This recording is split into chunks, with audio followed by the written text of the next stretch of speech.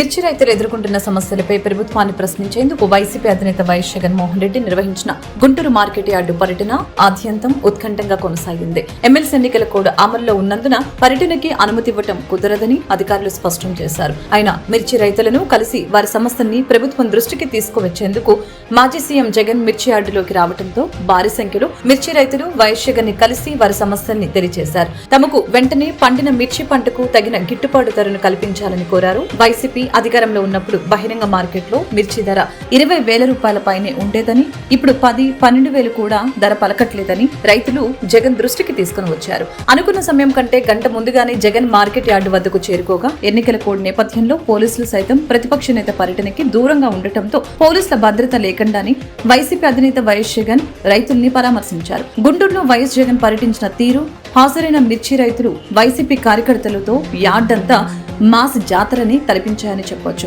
అనంతరం మీడియాతో మాట్లాడిన జగన్ కూటమిపై, ముఖ్యమంత్రి చంద్రబాబుపై తీవ్ర స్థాయిలో ధ్వజమెత్తారు. తాముండగా రైతు భరోసా కేంద్రాల ద్వారా రైతులకు గిట్టుబాటు ధరని కల్పిస్తే కూటమి ప్రభుత్వం అధికారంలోకి వచ్చిన తర్వాత రైతు భరోసా కేంద్రాలను నిర్వీర్యం చేసి రైతుల్ని కష్టాల పాలు చేశారంటూ విమర్శనాస్త్రాలు సంధించారు. ప్రతిపక్ష నేతగా తాను పర్యటనకు వస్తే పోలీస్ భద్రతని సైతం కల్పించలేదని ఆయన ముఖ్యమంత్రిని నిలదీశారు. మొత్తంగా మాజీ సీఎం గుంటూరు పర్యటన హాజరైన పార్టీ శ్రేణులు, అభిమానుల సందోహం వైసీపీ క్యాడర్లో నూతన ఉత్సాహాన్ని నింపుతాయని పలువురు అభిప్రాయపడుతున్నారు. కాగా ఎన్నికల కోడ్ నిబంధన ఉన్నప్పటికీ మాజీ సీఎం గుంటూరు పర్యటనపై చర్యలు తీసుకునేందుకు కూటమి ప్రభుత్వం సన్నద్ధమవుతుందన్న గుసగుసలు వినిపిస్తున్నాయి. ఈ వ్యవహారం ఎక్కడి వరకు వెళ్తుందో చూడాలి మరి.